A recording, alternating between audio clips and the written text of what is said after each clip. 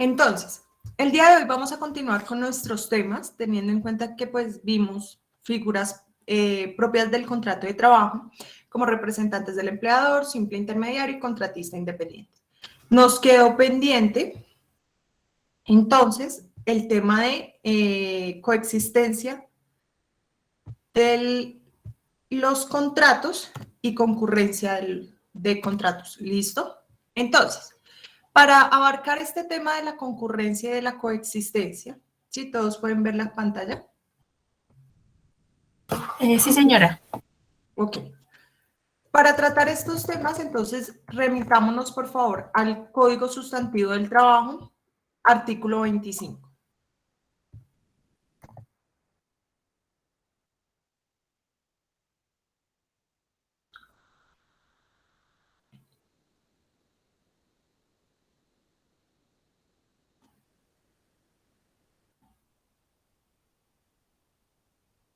Listo, profe, ¿lo leemos?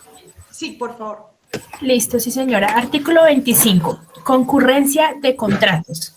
Aunque el contrato de trabajo se presente involucrado o en concurrencia con otro u otros, no pierde su naturaleza y le son aplicables, por tanto, las normas de este código.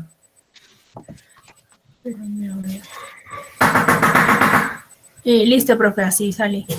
Ok, listo, gracias, Julián. ¿Qué entendimos entonces por concurrencia de contratos? ¿Que hay varios, profe? Que hay varios contratos.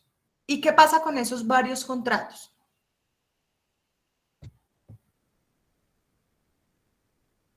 Que no, como que no extingue la validez de los otros. O sea, que entre ellos no extingue la validez que tienen. Pero entonces, ojo, aquí cuando nosotros hablamos de concurrencia, hacemos referencia a que hay más de un contrato, ¿sí? Pero ojo, esos contratos son de distinta naturaleza, ¿sí? Es decir, yo puedo tener un contrato civil, puedo tener un contrato comercial y adicional a ello puedo tener mi contrato de trabajo. Y no porque haya suscrito mi contrato civil o mi contrato comercial, me invalida o pierde eficacia o pierde algo de validez mi contrato de trabajo. ¿Listo? Pongamos un ejemplo. Entonces, ustedes saben que yo soy docente en la universidad, ¿sí? Para mi ejercicio docente, yo tengo un contrato de trabajo, ¿sí? Yo presto un servicio personal, bajo una subordinación jurídica y a cambio de ello me dan una remuneración. 3 elementos esenciales, contrato de trabajo. Resulta que la universidad fue demandada laboralmente por un ex trabajador, ¿sí? ¿Qué hace la universidad? ¿Qué hace el padre? Erika, venga, yo sé que usted es abogada, yo sé que usted litiga, yo sé que usted es especialista en derecho laboral, venga y me asesora y me representa jurídicamente como demandada en este proceso ordinario laboral. ¿Sí?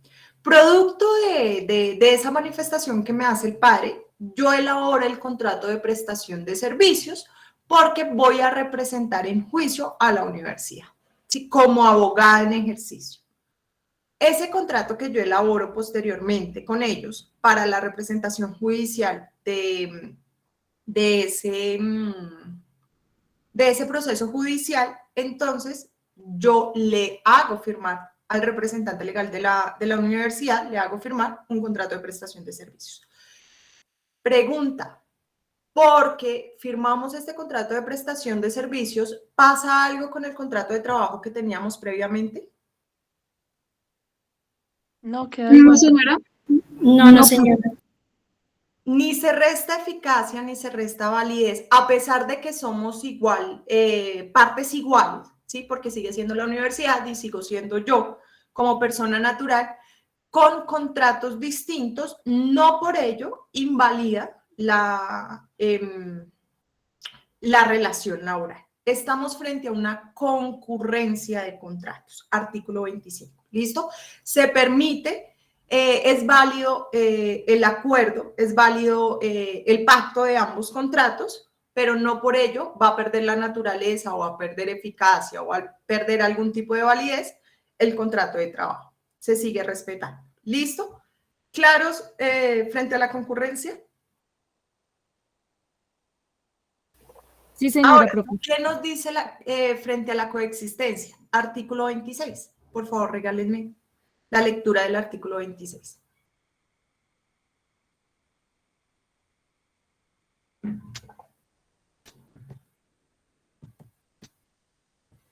Artículo 26. Coexistencia de contratos.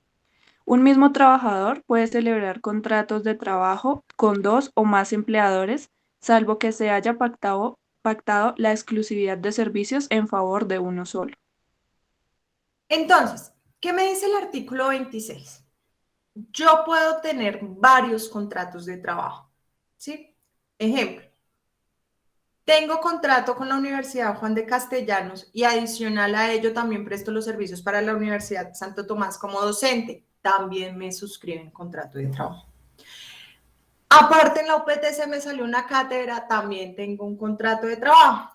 Y por la noche, ahí sí en el día soy una y en la noche soy otra, entonces resulta que tengo un contrato de trabajo con un bar y cumplo funciones de mesero. ¿Sí? Ahí hay 4 contratos de trabajo. ¿Hay algún problema con esos 4 contratos? No, profe, ninguno. No, profe, siempre y cuando no se haya pactado lo que dice en el código, en el artículo 26, y es que pues que alguno de esos contratos haya como que establecido su exclusividad para trabajar con ellos. Muy bien, sí, efectivamente, a menos de que haya cláusula de exclusividad, tengo posibilidad de suscribir varios contratos, incluso de la misma naturaleza, varios contratos de trabajo con diferentes empleados. Y a eso se le llama coexistencia. Sí, Nicolás, cuéntame. Profe, ¿qué diferencia hay entre esos dos?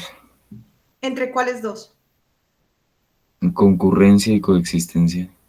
Ya vamos a dar la conclusión. Déjame precisar unos asuntos frente a la exclusividad y ya finalizamos con la conclusión. ¿Listo?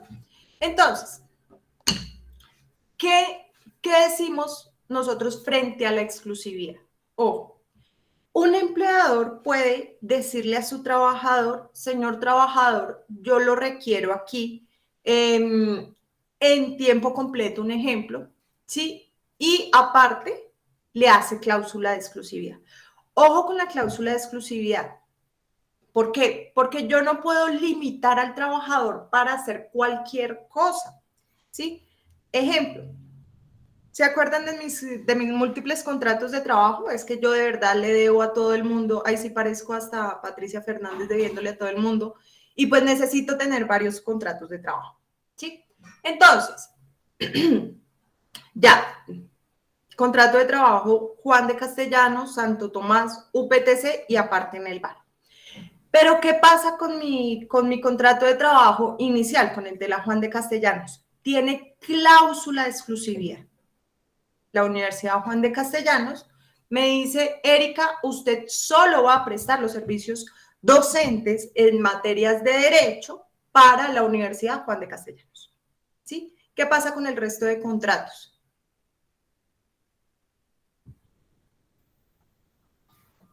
¿Cuál era el problema, profe? ¿Lo puede repetir? Qué pena. La universidad me dice, Erika, usted solo puede prestar servicios docentes en materias de derecho para la Universidad Juan de Castellanos. Pues yo creería, profe, que podría celebrar contratos, pero de otra naturaleza. O sea, Con ¿cuál se me limita? ¿Qué contratos se me limitan? al de ejercer docencia en derecho. ¿Y qué pasa con el último contrato que era como mesera? Pues se mantiene, profe, pues porque no está como violando esa cláusula de exclusividad. Entonces, ojo, porque hasta qué punto la cláusula de exclusividad puede decirme, Erika, es que usted no puede trabajar absolutamente nada más.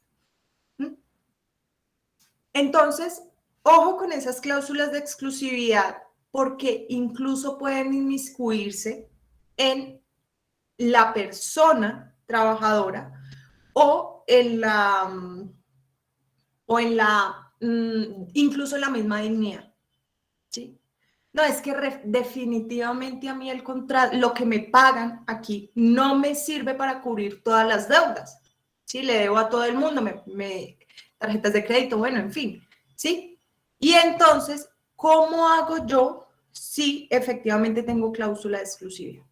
Eso frente a la cláusula de exclusividad. Segundo, frente a la posibilidad que tiene el trabajador de cumplir a todos los empleadores, ¿sí? Yo puedo tener los 3 contratos de las universidades, pero debo ser muy cuidadosa porque recuerden que estoy bajo un contrato de trabajo y sí o sí estoy bajo unas órdenes y unos cumplimientos de unos horarios, ¿sí? ¿Hasta qué punto la coexistencia me imposibilita a mí, ¿sí? Tener varios contratos de trabajo con varios empleadores?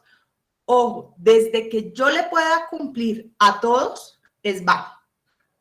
Pero si ya empieza a haber una imposibilidad, un ejemplo, es que se me cruza, preciso, tengo derecho laboral individual en la Juan y tengo derecho laboral colectivo en la Santo Tomás el viernes de 7 a 9. ¿Sí? Entonces ahí ya no hablamos de exclusividad y ya no hablamos de que es que mi contrato tiene una cláusula de exclusividad, sino hablamos de imposibilidad fáctica y física para cumplir las órdenes que me dan ambos empleadores. ¿Listo? Entonces, ¿cuál es la conclusión de estas dos figuras? ¿Dónde está la diferencia? ¿Dónde radica la diferencia entre concurrencia y coexistencia? En ambos estamos frente a varios contratos, frente a 2 o más contratos. ¿Cuál será la diferencia entre concurrencia y coexistencia? La exclusividad, profe. No la exclusividad. Que, por ejemplo, la concurrencia pues es para un solo empleador y la coexistencia son varios empleadores. Sí, pero también, ojo, la naturaleza de los contratos.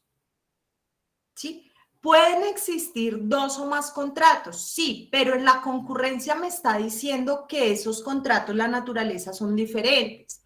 Uno solo es laboral y los otros pueden ser civil, comercial, administrativo, qué sé yo. ¿Sí? Por otro lado, puede estar varios contratos, diferentes empleadores, ¿sí? Pero ¿por qué hablamos de diferentes empleadores? Porque todos esos contratos son de naturaleza laboral, coexistencia. ¿Listo? La diferencia principal entre la concurrencia y la coexistencia radica en la naturaleza de esos varios contratos. La naturaleza es distinta en concurrencia y en coexistencia la naturaleza es la misma. Todos los contratos son de naturaleza laboral. ¿Sí? Yo con todos esos empleadores y en virtud de esos 3, 4 contratos que tengo, todos son de naturaleza laboral. Todos me generaron una relación laboral. Ahora sí, de pronto un poquito más claro. Sí, profe. Sí, señora. Listo. Entonces, ya vimos todo el tema y todos los contenidos y figuras que podemos ver en el contrato de trabajo. Ahora vámonos con lo que más nos gusta. ¿Qué será? ¿Qué será? A ver, yo no he visto a nadie trabajar a gratis, ¿cierto? Entonces, nosotros nos vamos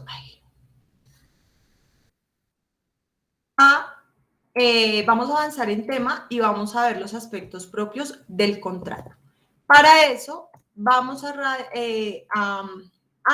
nos vamos a dirigir al artículo 127 del Código Sustantivo del Trabajo. Artículo 127. ¿Qué nos dirá ese artículo 127?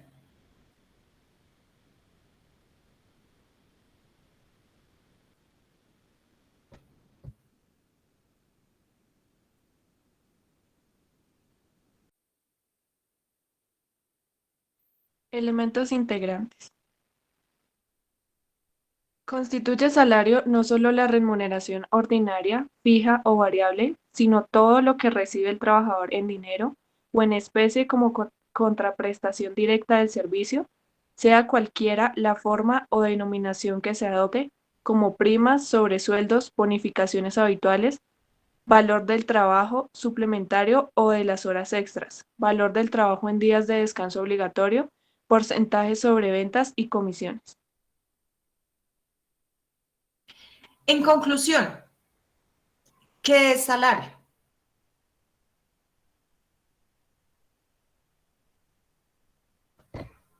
La remuneración del trabajo del servicio prestado, profe.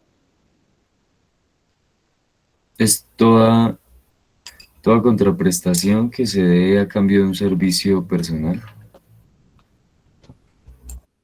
Entonces, nos dice, ojo con esta primera parte que nos dice el 127.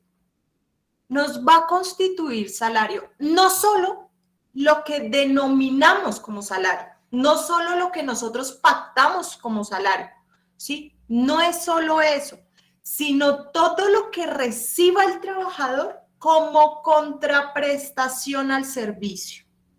Entonces, vamos aquí a tener en cuenta que todo lo que recibe el trabajador por efectos de su servicio es salario.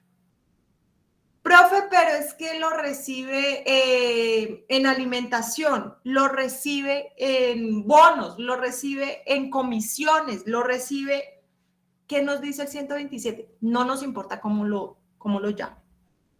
Siempre y cuando retribuya la prestación del servicio por parte del trabajador, es salario. Aquí no nos vamos a detener, que eso no lo llamamos salario y no es salario, pero si retribuye, ojo, es salario. ¿Listo? También vamos a encontrar aquí que si cumple con la finalidad del salario, ¿sí? Es salario. ¿Cuál será la finalidad del salario? ¿Cuál piensan ustedes que es la finalidad del salario? ¿Para qué uno trabaja? Para suplir Para necesidades. satisfacer necesidades, y digamos como lo que uno quiera también, digamos, tener lo que tú decías en alguna clase, en algún tiempo hacerse una casa, o sea, tener cosas propias y satisfacer necesidades básicas. Ahí están las dos finalidades, ¿sí las pudieron ver? Hay dos finalidades del salario. La primera y principal y primordial, satisfacer necesidades básicas. De allí que haya un principio, un derecho constitucional que se llame el mínimo vital. ¿Sí? El mínimo vital es sagrado porque, en primer lugar, nosotros buscamos un empleo, buscamos que nos paguen un salario a través de una remuneración para solventar necesidades básicas. Ojo, necesidades básicas del trabajador y su familia, no solo del trabajador. ¿Listo? Satisfacer necesidades básicas. Segunda finalidad, acrecentar el patrimonio del trabajador. Y eso lo ha dicho en múltiples sentencias de la Corte Suprema de Justicia. Si el salario cumple con la finalidad de acrecentar el patrimonio del trabajador, es salario también. ¿Listo? ¿Por qué acrecentar el patrimonio? Porque como lo hemos relacionado y lo hemos dicho, y Juliana nos lo recordó, profe, es que uno no solamente consigue trabajo para comer, dormir y vestirse, no. Uno también consigue trabajo para progresar en la sociedad, para tener una casa, para darse los gusticos, profe, para ir de rumba, porque es que a mí me gusta rumbear, profe, para ir a cine, porque es que yo amo las películas, para viajar, profe, mi sueño es viajar. ¿Sí? ¿Cómo se consigue eso? Pues sin esta no podemos proyectarnos y hacer nuestro, cumplir con nuestro proyecto de vida, ¿sí? No nos podemos realizar y eso conlleva y protege también el principio de dignidad humana. Recuerden eso, está muy ligado a ese factor. Entonces, esas son las finalidades del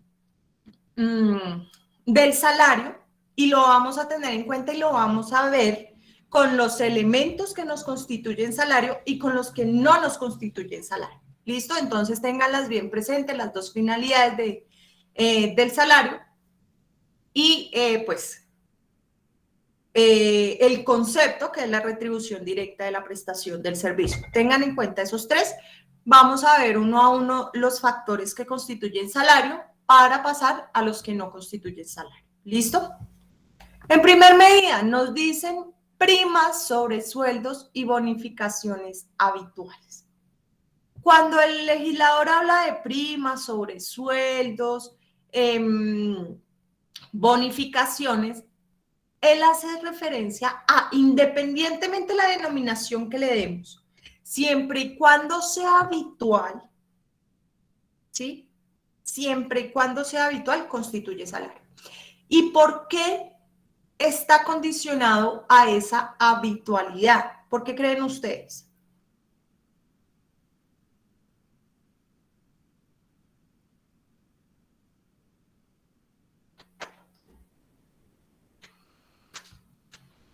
¿Por qué creen ustedes que debe hacerse margen y enfocarse demasiado en el caso y desde que uno encuentre la habitualidad es salario?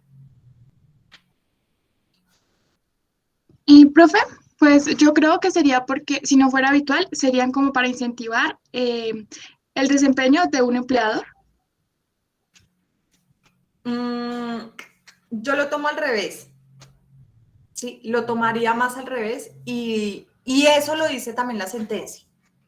Ojo con la sentencia. ¿Listo? La sentencia, porfa, para el lunes.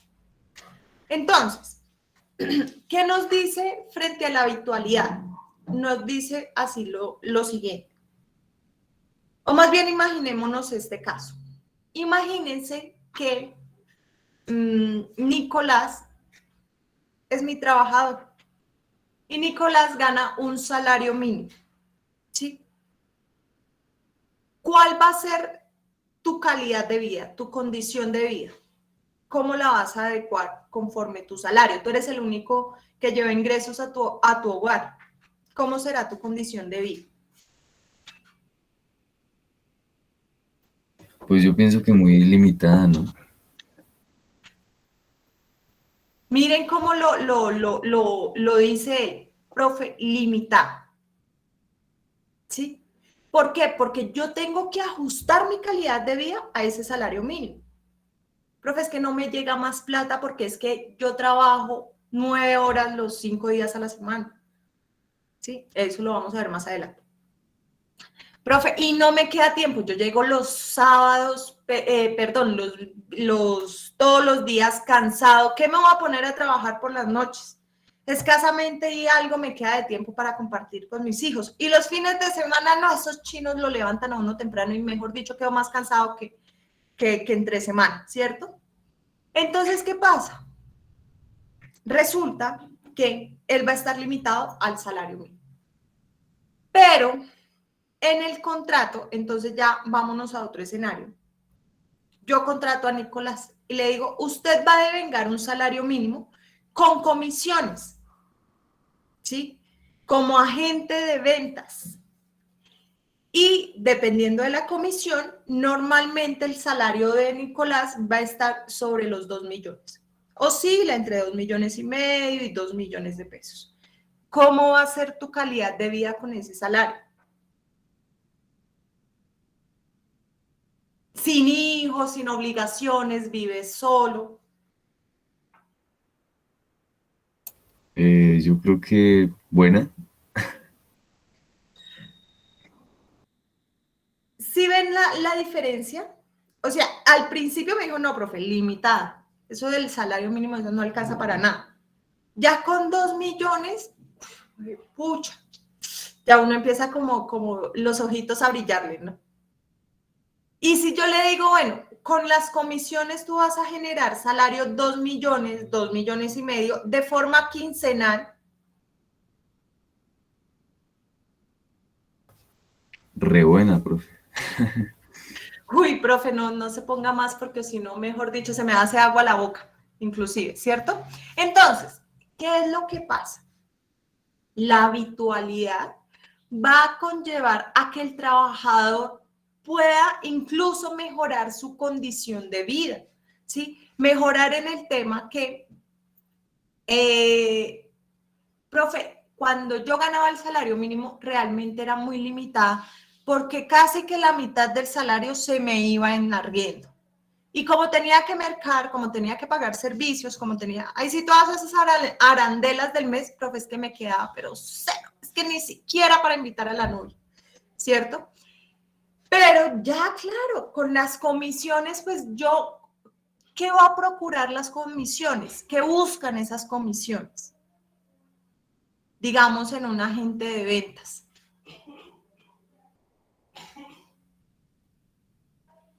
Erika lo llamó, profe, incentivar el trabajo, mejorar el trabajo. Entonces, si yo sé que mi salario va a depender de lo que yo haga, ¿sí? Y que sí o sí siempre va a estar ahí, pues yo, si yo este mes vendí 10 paquetes de turismo, pues el próximo va a vender 15. No sé cómo lo va a hacer, pero los voy a vender, ¿sí? Y así, ¿para qué? Pues para generar mayores ingresos. Y si es de forma habitual, ¿sí? Ha dicho la Corte, procura la mejora de las condiciones de vida.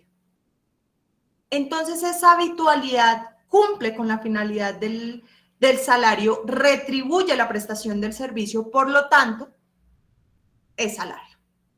Aquí no nos interesa, no nos importa cómo es que se llama. ¿Es habitual? ¿Cumple con la finalidad? Ah, que sí. Ah, bueno, salario. Lo van a ver en la sentencia. Entonces, porfa, mucho cuidado con esa sentencia. Todo lo que se le pague al trabajador por concepto de trabajo suplementario u horas extras es salario. Adivinen qué remunera.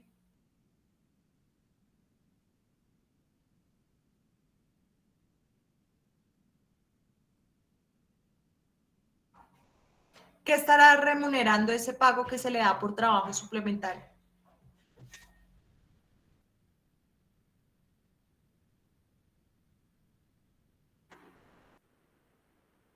Bueno, Como el tiempo, profe, pues la como estás prestación del trabajando fuera de... servicio.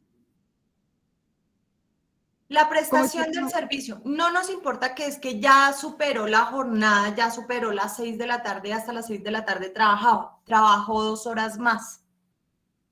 Lo que hace ese pago de horas extras va a consistir en la retribución de ese trabajo que fue por fuera de la jornada ordinaria, pero que de todas formas nos prestó el servicio. Y al prestarnos el servicio debemos pagar. ¿Listo? Entonces, todo lo que el trabajador devenga como horas extras, sin discusión alguna, eso retribuye prestación del servicio, es salario. Profe, pero es que eso es rara vez él hace horas extras. Bueno, sí, una vez cada año, pero eso es salario. ¿Listo? Sin discusión alguna.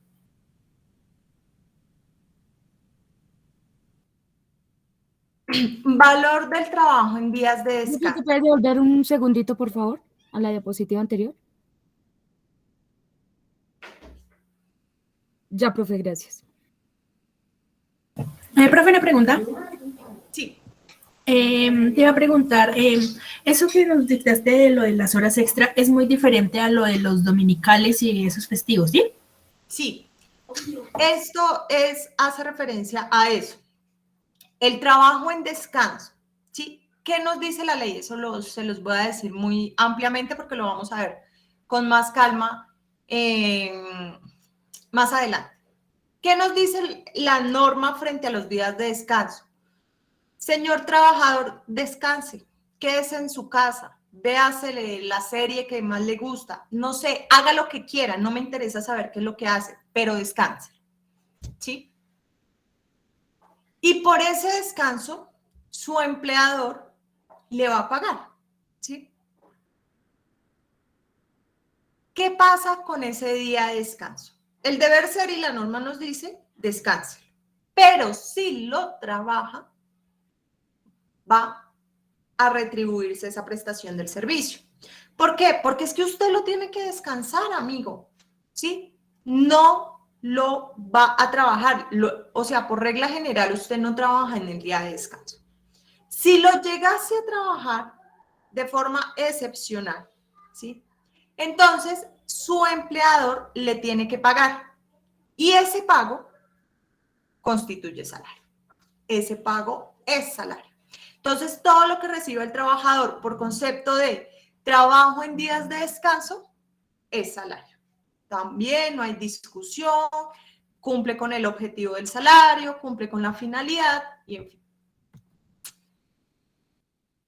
¿Qué más es salario? Porcentaje sobre ventas y comisiones. Como les decía, es que el pago de una comisión incentiva que el trabajador mejore, ¿sí? O que el trabajador labore de forma eficiente.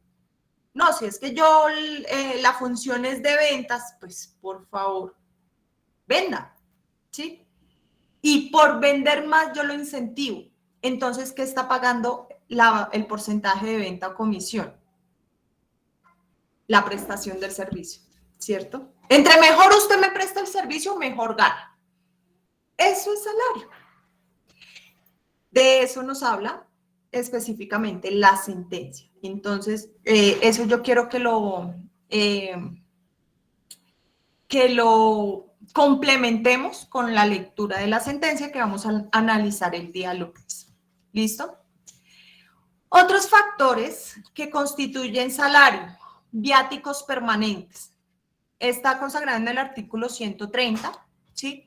De los viáticos permanentes solo voy a decir los factores, lo vamos a leer más adelante, ¿listo?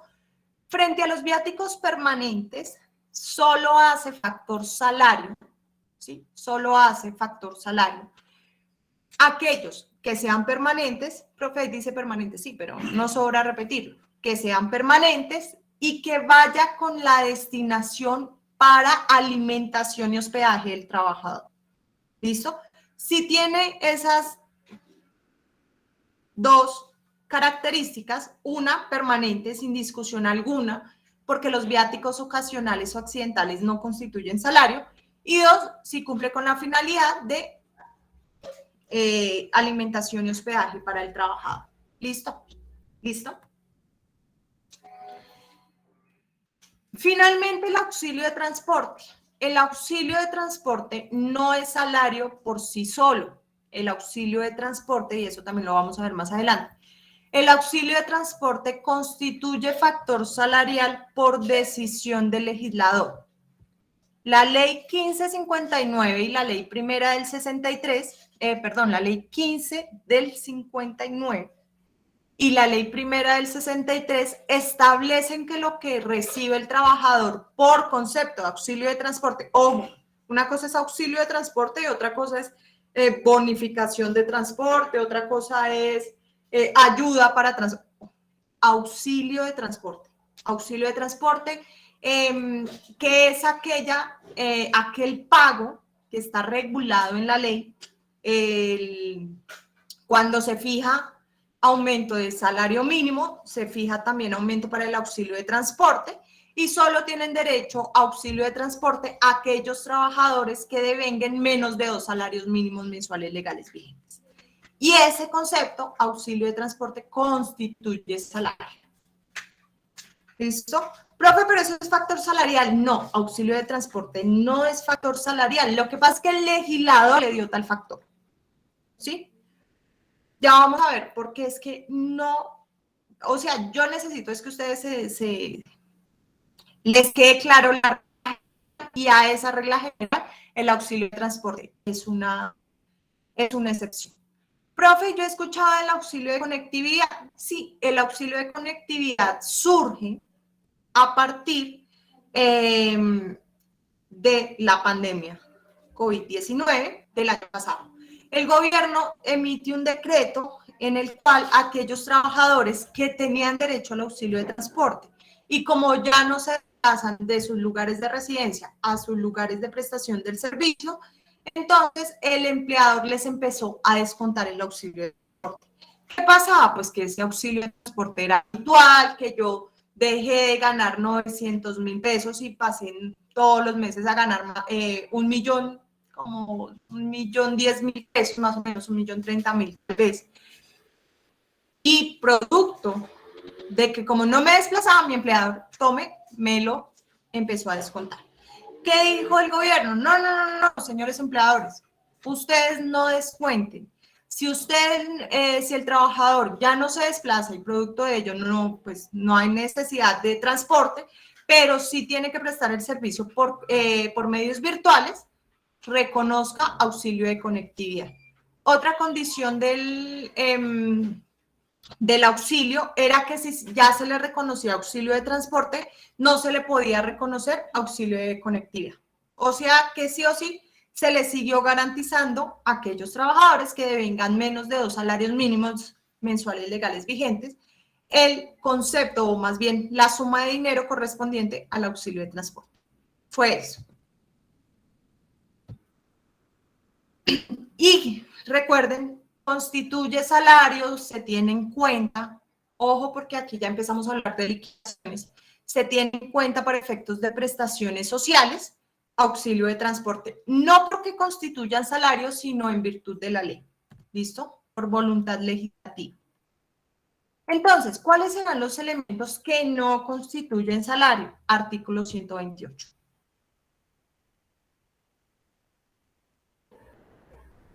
Porfa, alguien que me regale la lectura del 128.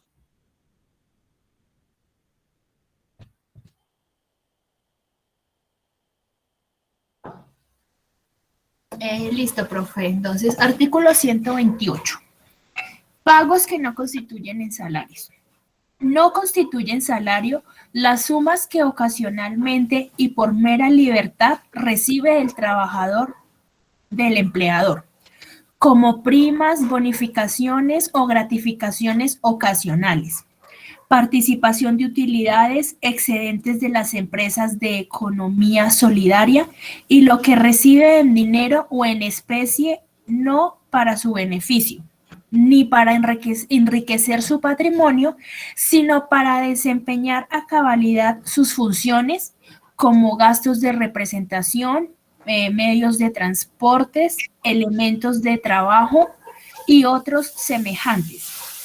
Tampoco las prestaciones sociales de que tratan los títulos 8 y 9. Sí, señora, octavo y noveno.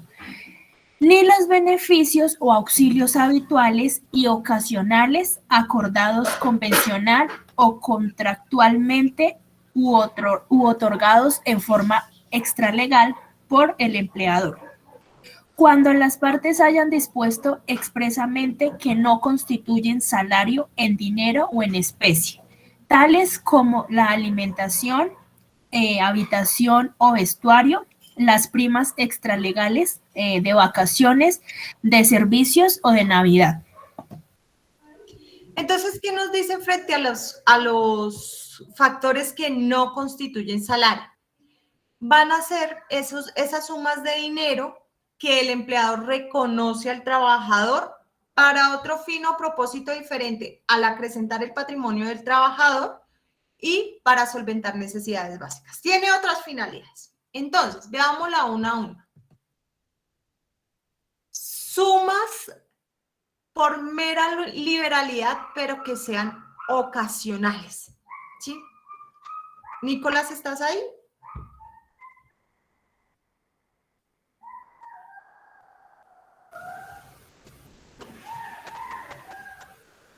¿Me escuchan? Sí, señora. Señora. Ok. Nicolás, ¿estás ahí?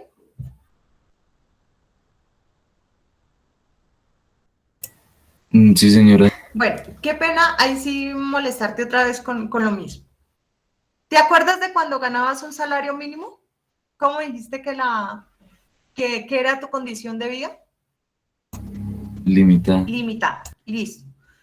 Tú puedes pasar de limitada a buena porque el día de hoy te dije, uy, Nicolás, o sea, estoy súper contenta porque se me cerró el negocio. Mire, tome estos 50.000 pesitos que le voy a reconocer este mes. bueno, no 50.000 pesitos, 500.000 pesos, porque el negocio era demasiado bueno.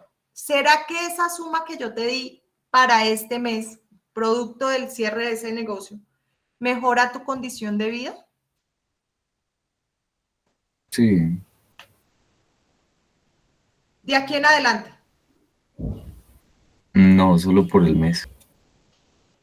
¿Y qué va a pasar con los otros meses? Pues voy a volver a la condición limitada que tenía en un principio. Exactamente. Profe, sí, por este mes me puedo hasta hacer un viajecito allí a, qué sé yo, a Moniquirá, bueno, a donde quiera, ¿sí? Con 500.000 pesos, más de lo que yo siempre me gasto, porque, ojo, recuerden que yo ya limité mis gastos a ese salario mínimo. Entonces, no me puedo irme a vivir a un mejor sector, a un mejor apartamento, solamente porque en el mes de septiembre me dieron 500.000 pesos de más en el salario. ¿Cierto que no? Entonces, ojo, la ocasionalidad de esas sumas de dinero que el empleador por mera liberalidad le reconoce o le entrega al trabajador no cumple con la finalidad del salario. Por lo tanto, no, esas sumas no son consideradas salario. ¿Listo? Segundo, frente a participación de utilidades que el empleador puede reconocer a sus trabajadores. Uno, lo puede hacer. Es que, ¿por qué a mí me fue tan bien este mes? Por la atención de mis trabajadores a los clientes, porque mis clientes se fueron satisfechos, porque en mi restaurante el chef cocinó, mejor dicho, como los dioses esta semana, y eso me generó mayor tráfico de clientes. Sí, entonces, pues como me fue tan bien, ¿y por qué me fue tan bien? Pues por mis trabajadores, yo los quiero consentir a todos. ¿Sí? ¿Cómo los consiento? Participándoles de mis ganancias, participándole de mis utilidades empresariales. Frente a las utilidades empresariales, ¿qué se ha dicho? El empleador no está obligado a reconocer utilidades a los trabajadores a menos que sea por simple liberalidad, es decir, sea por voluntad propia del empleador. Yo no estoy obligado a reconocer utilidades, pero pues es que yo los quiero consentir, yo los quiero tener contentos porque teniéndolos a ellos contentos, ellos me van a tener contentos a mis clientes. ¿Listo? Por lo tanto, como la norma no obliga al empleador a hacerles partícipe de esas utilidades, pues tampoco constituyen salario. Es que teníamos una empresa de economía solidaria, es decir, aquellas que buscan fines diferentes al lucro, y nos sobró unos dineros, lo íbamos a liquidar y nos sobró unos dineros. ¿Yo qué hago con esos dineros? Es que a mí de verdad el dinero me parece como hasta harto, eso es como, no, ya sé, como nos sobró un dinero, repartámoslo para los trabajadores. Esos excedentes tampoco constituyen salario. ¿Listo? Entonces,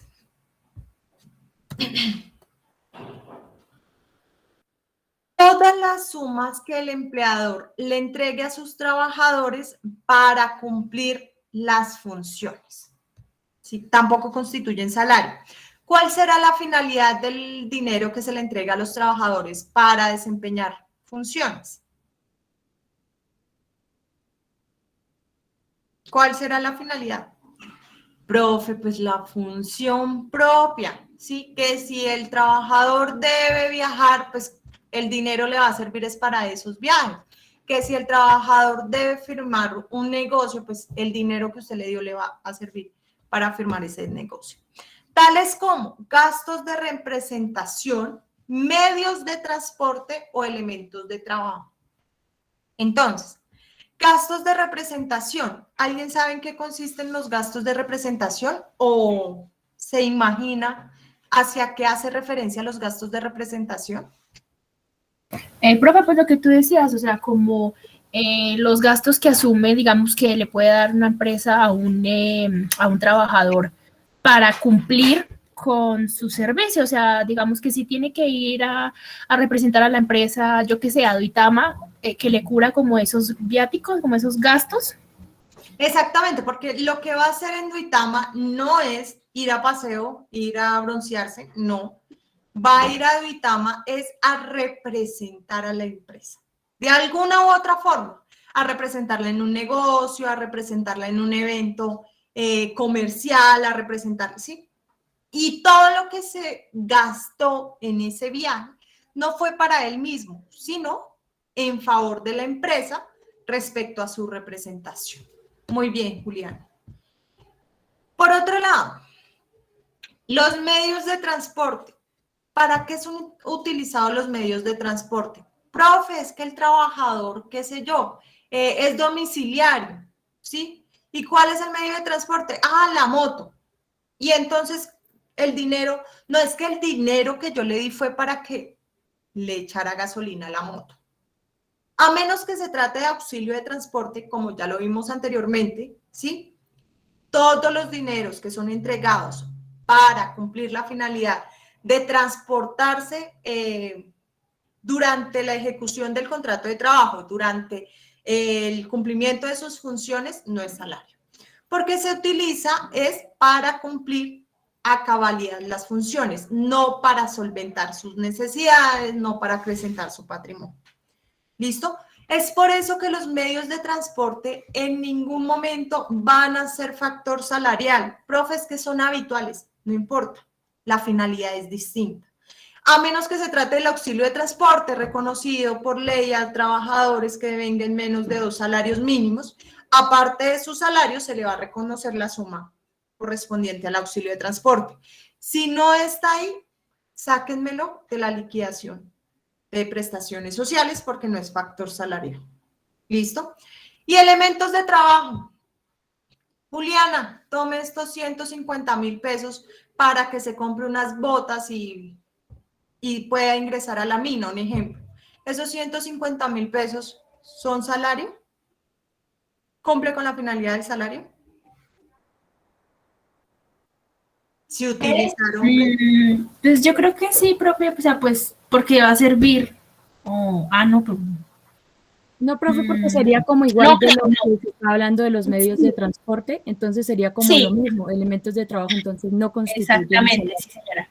Va a servir, pero profe, para yo ingresar a la mina.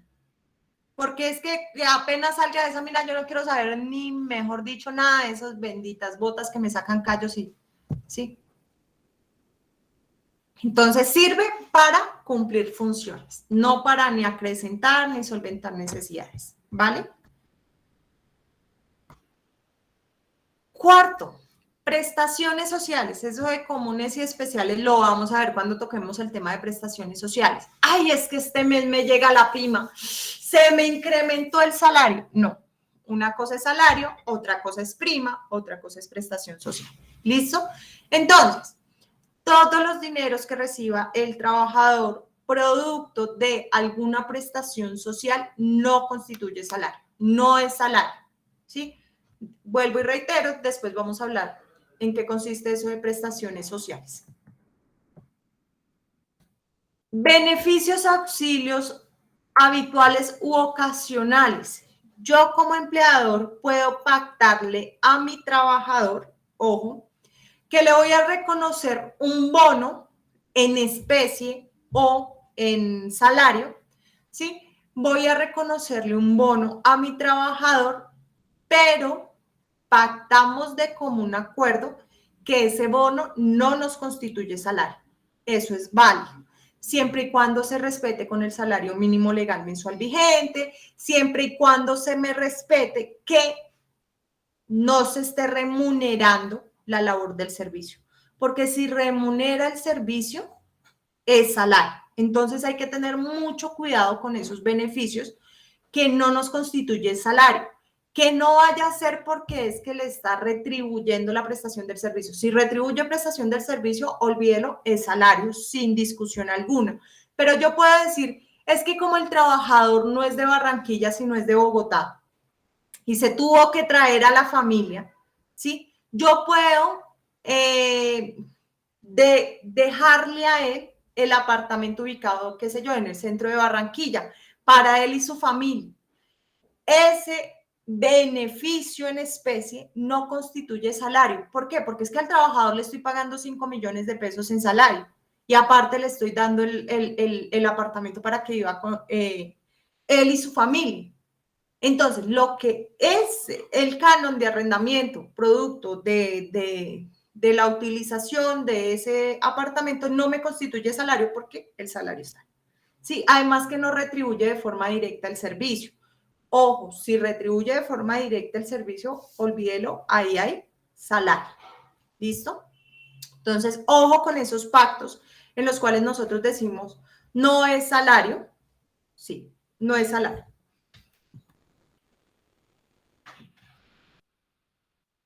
Otro aspecto, ahora sí, frente a los viáticos. Porfa, alguien que me regale la lectura del artículo 130. Sí, señora. Artículo 130. Viáticos. El nuevo texto es el siguiente. Primero, los viáticos permanentes constituyen salario en aquella parte destinada a proporcionar al trabajador manutención y alojamiento, pero no en lo que solo tenga por finalidad proporcionar los medios de transporte o los gastos de representación. Segundo, siempre que se paguen, deben especificarse el valor de cada uno de estos conceptos. Tercero, los viáticos accidentales no constituyen salario en ningún caso. Son viáticos accidentales aquellos que solo se dan con motivo de un requerimiento extraordinario, no habitual o poco frecuente.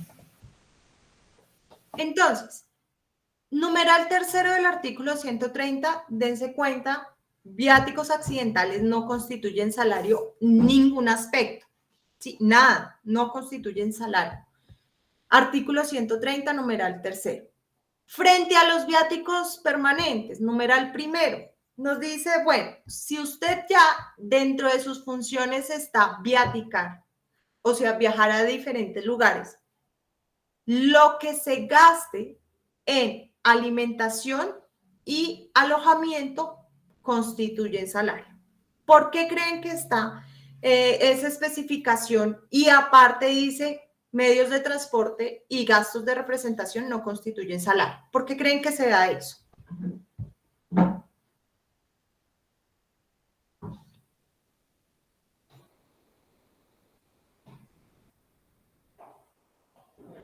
¿Por qué creen que el legislador en el artículo 130 lo establece de esa manera?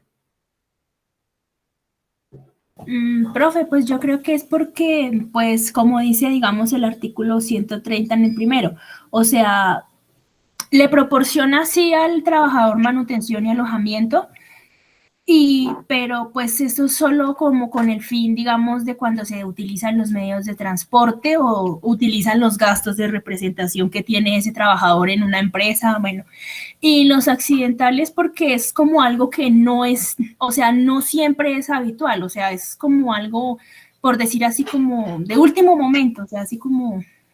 ¿Pero por qué crees que está así? ¿Por qué crees que dice, bueno, si el dinero lo utilizó para alojamiento y para alimentación, sí, y si es medios de transporte y gastos de representación, no? ¿Por qué creen?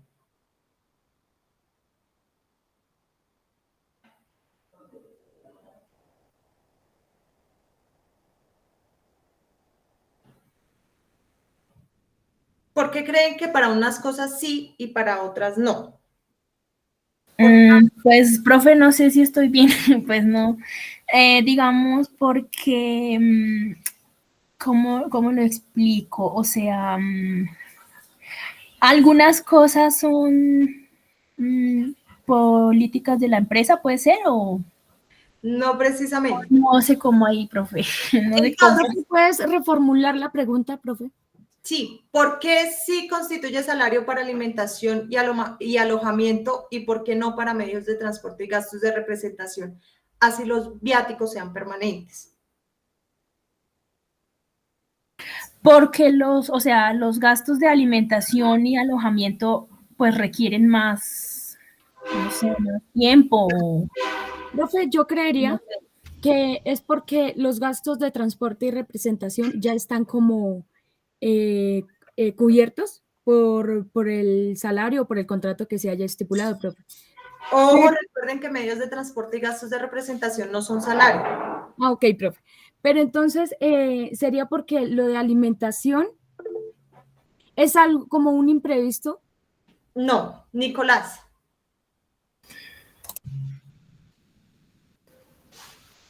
Profe, pues yo creo que, o sea, como la finalidad, son dos finalidades del salario, ¿no?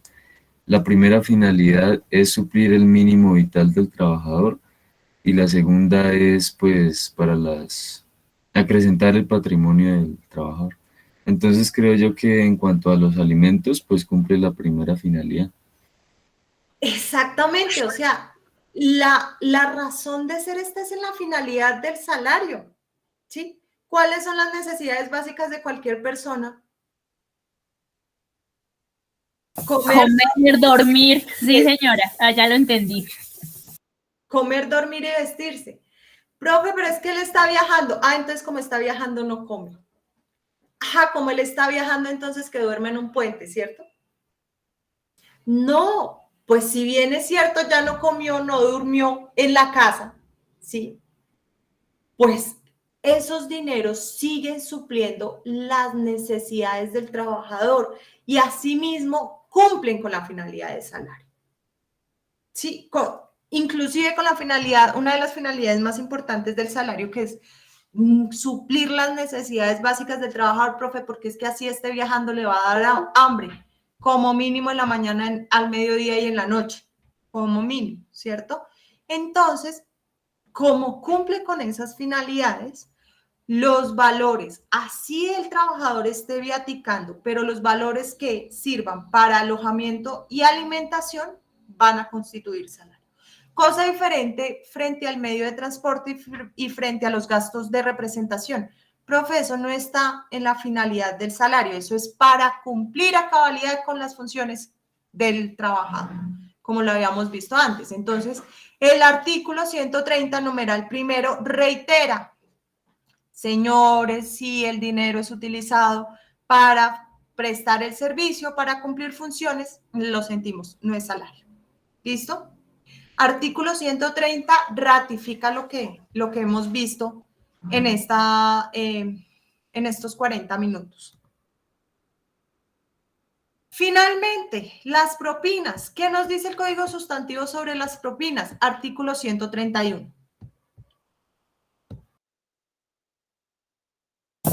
Las propinas primero, las propinas que recibe el trabajador no constituyen salario. Y segundo, no puede pactarse como retribución del servicio prestado por el trabajador lo que éste reciba por propinas. ¿Por qué creen que está este artículo? ¿Cuál será la razón de ser para que tajantemente me digan propinas no son salario?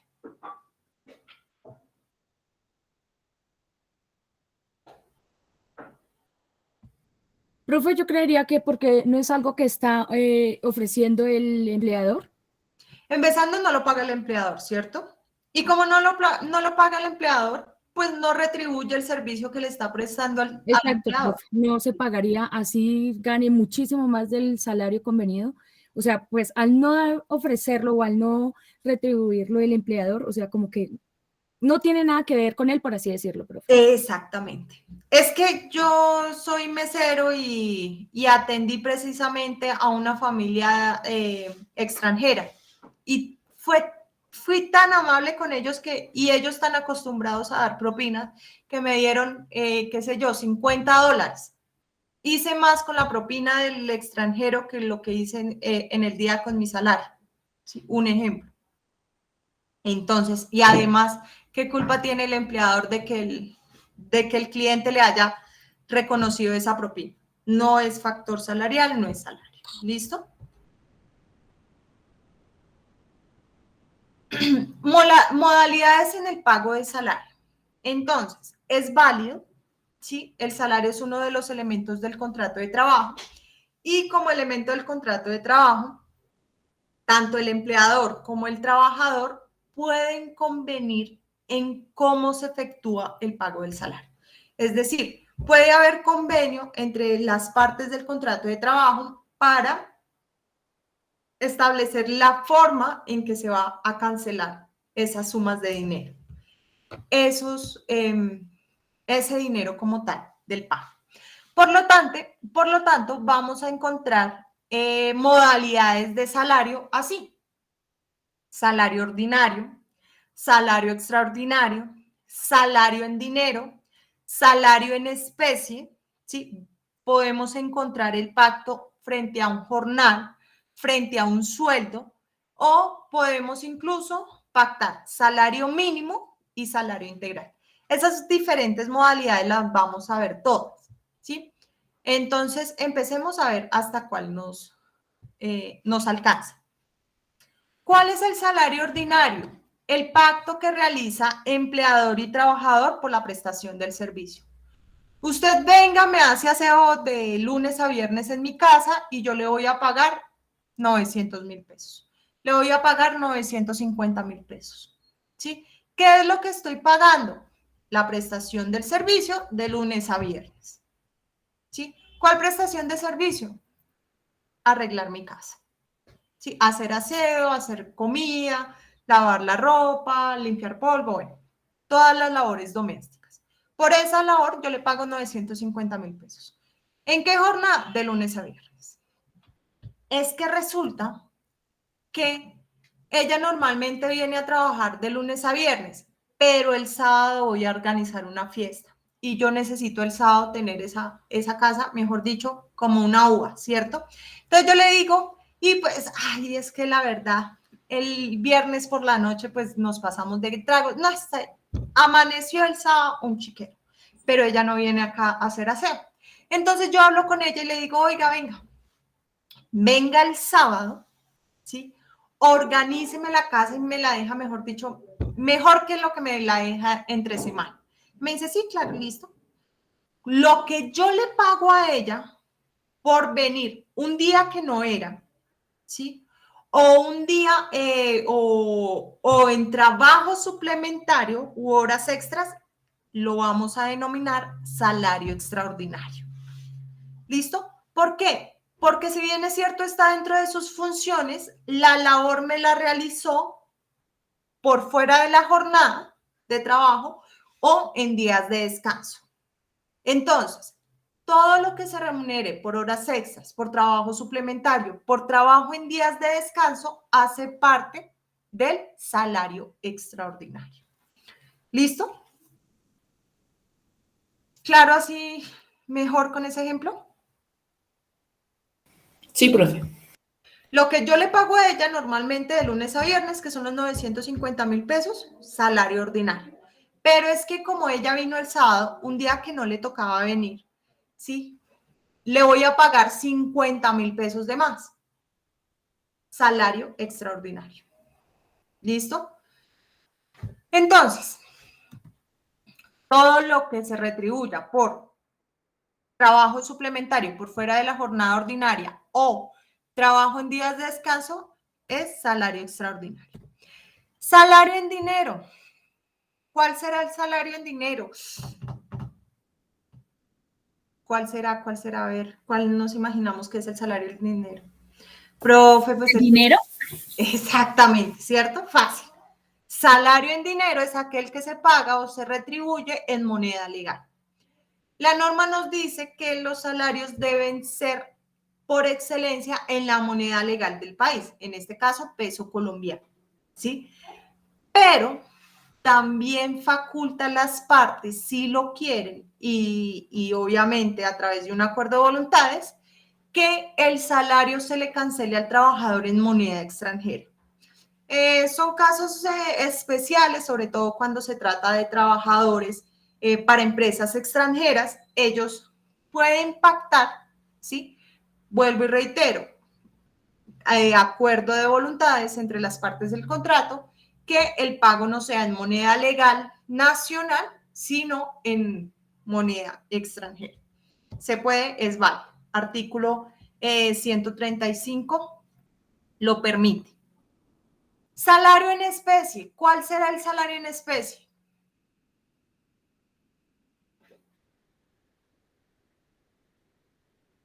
¿Cuál será el salario en especie? A ver, ¿qué nos imaginamos? Pues no solo el dinero, profe, de otras maneras que a uno le retribuyan, no sé. Esos, no sé si cuentan, digamos, esos bonos que le Entonces, dan a uno, sí, perdón. como de viajes y eso.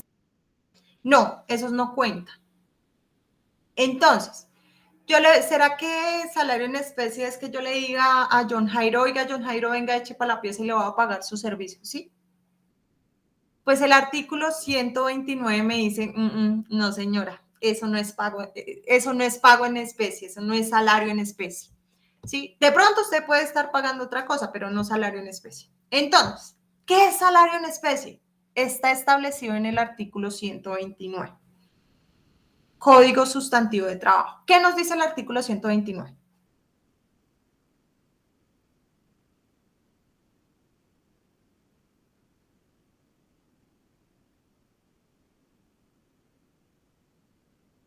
Constituye salario en especie toda aquella parte de la remuneración ordinaria y permanente que reciba el trabajador como contraprestación directa del servicio, tales como la alimentación, habitación o vestuario que el empleador suministra al trabajador o a su familia, salvo la estipulación prevista en el artículo 15 de esta ley. Déjamelo hasta ahí. Déjamelo hasta ahí. Prevista en el artículo 15 debe entenderse como artículo 128 del Código Sustantivo. ¿Listo? Entonces, ¿qué nos dice del salario en especie? Nos dice, va a constituir salario todo lo que el empleador le dé al trabajador frente a todo. No, ¿cierto? Ahí nos está especificando cuáles conceptos sí son válidos para constituir salario en especie. ¿Y cuáles son esos conceptos? Alimentación, habitación o vestido. ¿Listo? Alimentación, habitación o vestido. Y vestido, ¿sí? ¿Para quién? Para el trabajador y su familia. Alimentación, alojamiento y vestido para el trabajador y la familia. ¿Por qué creen que está así especificado?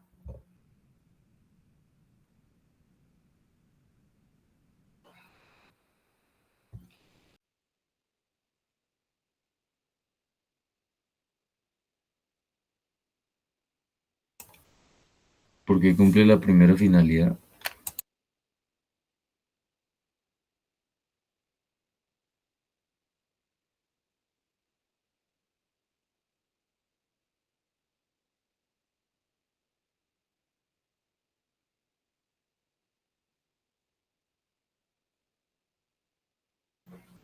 Sí, Nicolás.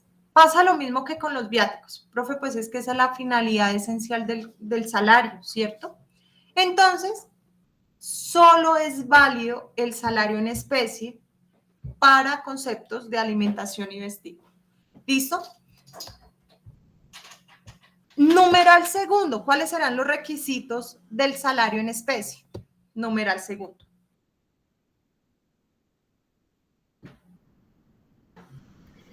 El salario en especie debe valorarse, perdón, profe, ya. El salario en especie debe valorarse expresamente en todo contrato de trabajo.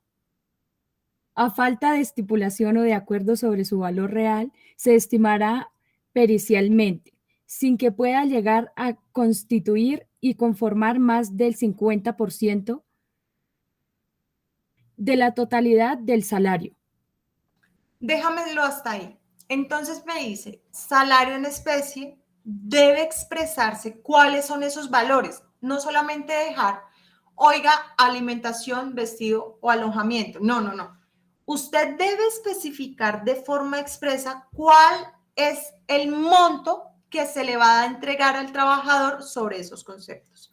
Si así no lo hiciera, toca hacerlo mediante prueba pericial, ¿sí? Un perito va a evaluar cuánto es el canon de arrendamiento que se le está reconociendo a través del uso del apartamento o cuánto equivale la alimentación que se le está dando al trabajador y a la familia del trabajador, ¿cierto? Pero hay algo aquí específico y es que nos dice, oiga, salario en especie no puede ser mayor al 50%. ¿Por qué creen que sucede eso? Profe, pues yo pienso que, o sea, el otro 50% tiene que ser salario en dinero, ¿verdad? Y Sí, eso es lo porque, que nos dice. Sí o sí, usted el 50% se lo debe reconocer en dinero. ¿Por qué creen que está esa limitante? pues porque hay cosas que simplemente él va a tener que utilizar sí o sí el dinero para poder comprarlas. Por ejemplo, vestido, no sé, pienso yo. Ah, no, pero aquí dice que vestuario. Pero Pero no sí, sé pero para es como lo dice alguna Nico, otra cosa. profe, es más como para gastos que están por fuera de la habitación, la alimentación y el vestuario. Pregunta, ¿cuál es la segunda finalidad del salario? Para acrecentar el patrimonio. ¿Y cómo me voy a comprar una casa? ¿Cómo me voy a comprar un carro? Si todo me lo gasto en comida, alojamiento y vestido. Por eso es que se necesita como regular eso, o sea, decir ahí explícitamente que el 50% puede ir bajo lo que dice ahí del salario en especie, que cubre necesidades básicas, o sea, la primera finalidad del salario.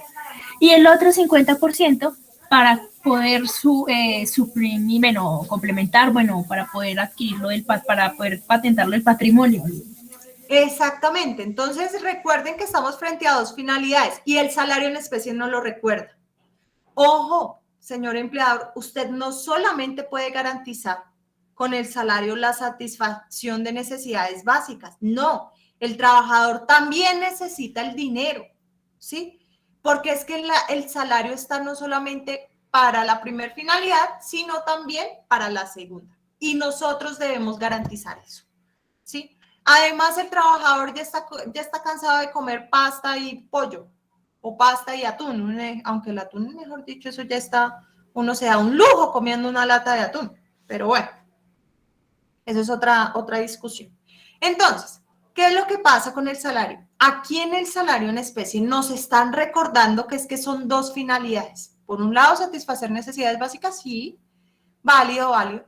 Y por el otro, acrecentar el patrimonio. Profe, ¿cómo me va a comprar el carrito que yo quiero si todo me lo dan en especie? Casi que como difícil, ¿cierto? Tercer numeral. Ángela, porfa. Tercero, no obstante, cuando un trabajador devenga el salario mínimo legal, el valor por concepto de salario en especie no podrá exceder del 30%. Entonces, la otra limitante del salario en especie está cuando el trabajador devenga un salario mínimo. Si el trabajador devenga un salario mínimo, sí o sí se le debe reconocer en dinero el 70%, ¿sí? Y en especie máximo va a corresponder 30% de ese salario en especie. Profe, pero resulta que el trabajador gana, qué sé yo, 1.000.000 de pesos. El salario mínimo está en 906.000, si mal no recuerdo. Entonces, pues como gana 1.000.000 de pesos, eso es más del mínimo y ya ahí yo puedo mochar 50 y 50, ¿cierto? La respuesta es no. Y en mi concepto, como el salario mínimo busca satisfacer necesidades y está muy ligado al mínimo vital y móvil, entonces prefiero darle la interpretación así a este artículo. Siempre es válido el 50% de salario en especie si al trabajador al menos se le garantiza el 70% del salario mínimo en dinero. ¿Qué significa eso? Que es que yo hago el cálculo de lo que le reconozco mensualmente en especie y es el 40%, pero no, en dinero no supera el 70% del salario mínimo. O sea, sí o sí yo le tengo que estar garantizando en dinero al menos el 70% del salario mínimo. No se lo puedo rebajar, desconocer, porque son normas de obligatorio cumplimiento y derechos mínimos que tiene el trabajador. Mínimo se le debe reconocer en dinero lo equivalente al 70% del salario mínimo legal mensual vigente para la época en que el trabajador me prestó el servicio. Estoy súper ahogada. Bueno, esto con relación al artículo 129, salario en especie. Reglas. Hay que expresar el valor, solo nos es válido los pagos en especie que tengan que ver con alojamiento, alimentación o vestido para el trabajador y su familia. No puede ser superior al 50% del salario y sí o sí se le debe reconocer al menos el 70% del salario mínimo legal mensual vigente en dinero al trabajador. ¿Listo? Ay, juepucha, no sé por qué estoy tan ahogada. Jornal. Nosotros podemos pactar salario en jornal, ¿sí? ¿Cuándo han escuchado ustedes de jornal o qué hará referencia el jornal?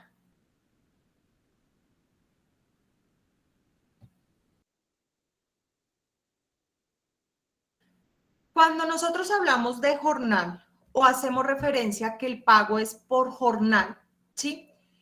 Es frente a los periodos de pago. Cuando nosotros hablamos de jornal, es que el periodo de pago es por días o periodos máximo de una semana. ¿Sí? Si la periodicidad del pago es por días o por máximo una semana, hablamos de jornal. Pero si la periodicidad es mayor y es por quincenas o de forma mensual, ya hablamos de sueldo. ¿Listo?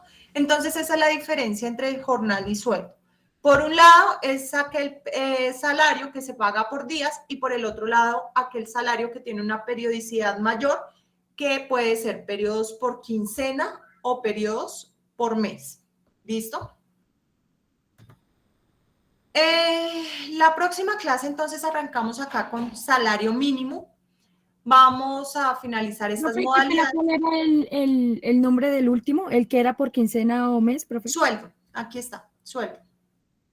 Después del jornal. Entonces, ay, pucha, no sé qué me pasa hoy.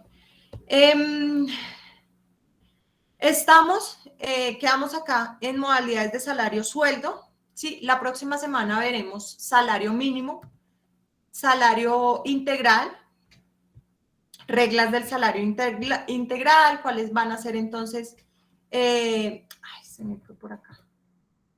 Los reglas del salario integral, efectos jurídicos del pacto de salario integral, cuáles son los requisitos y demás.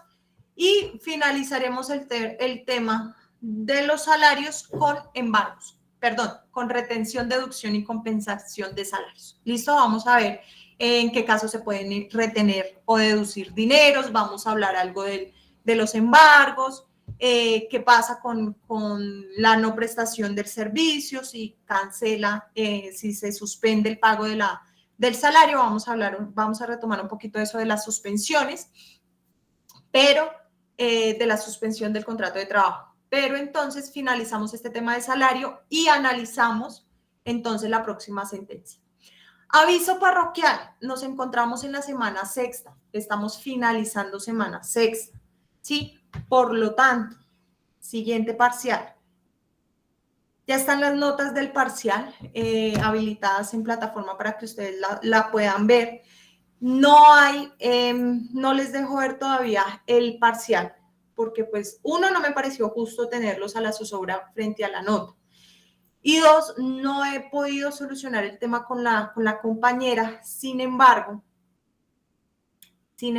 aquí de entrada, comunico que la respuesta es no.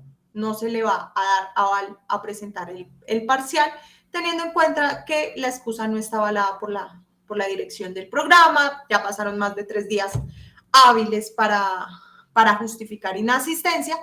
Así las cosas, de entrada, la respuesta es no. No se le va a permitir presentar el parcial. Se los digo para que no les pase a ustedes.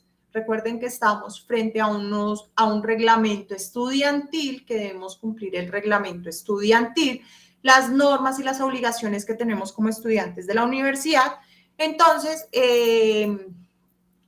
la respuesta es no, no se le va a permitir presentar el parcial. Finalmente, chicos, el próximo parcial es dentro de 15 días, para que por favor lo tengan presente. Viernes 24 de septiembre será nuestro parcial, que corta, ahí sí, perdónenme, como lo voy a decir, que corta el corte, ¿sí?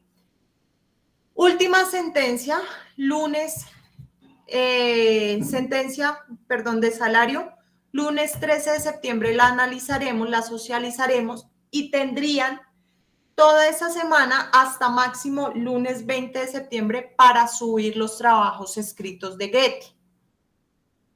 ¿Listo? Sí, Juliana, cuenta.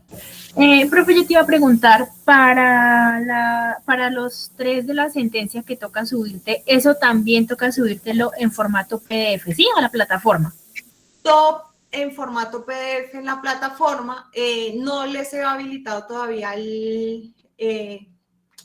la parte donde se sube la Getty, pero se las voy a habilitar después del lunes. El lunes finalizamos la sentencia, la analizamos acá en clase y ahí sí ustedes deben subir sus documentos.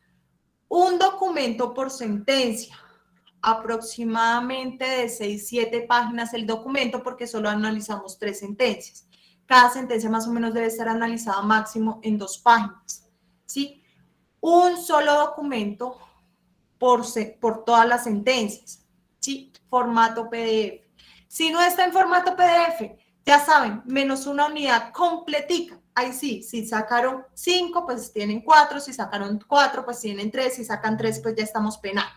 Entonces, una unidad completa por no subir el archivo como se les exige, por no subir el archivo en formato PDF. Por hoy entonces tienen, punto positivo Nicolás y Juliana por la participación y Nicolás por la cámara encendida y la participación también. ¿Listo? Juliana por participación, al principio pues tenías la cámara encendida sin necesidad tampoco de... Sí, profe, qué pena, es que he tenido fallas con mi internet, pero Okay. tranquilo. Pero entonces la participación también da puntos positivos, recuerden entonces ahí. Chicos, punto positivo el día de hoy. Hoy es 10 de septiembre. Entonces, chicos, nos vemos el día de lunes con esos temas que les propuse. Finalizaríamos tema de... Ay, Dios mío, estoy ahogada. Finalizaríamos tema de salario. Alcanzaríamos a ver jornada de trabajo entre el viernes y lunes y el viernes es parcial. Profe, entra todo hasta principios. Entonces, ustedes ya saben, los parciales son acumulativos menos el tercero. Hasta ahorita iríamos en el segundo. Entonces, entraría tema desde la primera clase hasta jornada de trabajo en el próximo parcial. ¿Listo? Yo creo que sí, el tiempo nos da para finalizar incluso tema de jornada de trabajo. Hacemos parcial y en la semana 9 empezamos temas de liquidaciones. ¿Listo? Ahí vamos a la marcha. En ese parcial que vas a hacer el 24, va a ser, ¿cómo se dice? Opción múltiple, única respuesta. ¿Sí? Ah, bueno, sí, señor. Listo, gracias. Listo. Hay posibilidades, ahí sí lo vamos charlando conforme vayamos avanzando. Tal vez haya alguna posibilidad del último parcial hacerlo en la universidad. Si lo hacemos en la universidad, puede que sea oral. ¿Listo? ¿Qué personas no se encuentran en Tunja? ¿Qué chicos no les es viable venir a Tunja, a la universidad? ¿Cómo, profe? Listo, hagamos una cosa. El último parcial voy a solicitar el espacio para que aquellos que deseen venir a la universidad y que lo puedan hacer, hagamos parcial oral. Pero ese parcial está supeditado a la voluntad y posibilidades de ustedes. ¿Listo? Lo vamos charlando, vamos avanzando en los temas y por ahí en la semana 14, tal vez 12, estaremos fijando quiénes se encuentran conmigo en la universidad y hacemos un parcial oral. ¿Listo? La ventaja del parcial oral, unas preguntas y ya saben la nota, ya salen con su nota. ¿Listo? Bueno, profe, sí, señora. Entonces, muchachos, yo creo que no siendo más, nos vemos la próxima clase, el día lunes. Bueno, profe, sí, señora. Feliz día. Gracias, profe. Hasta luego. Chao, chao. Profe, hasta luego.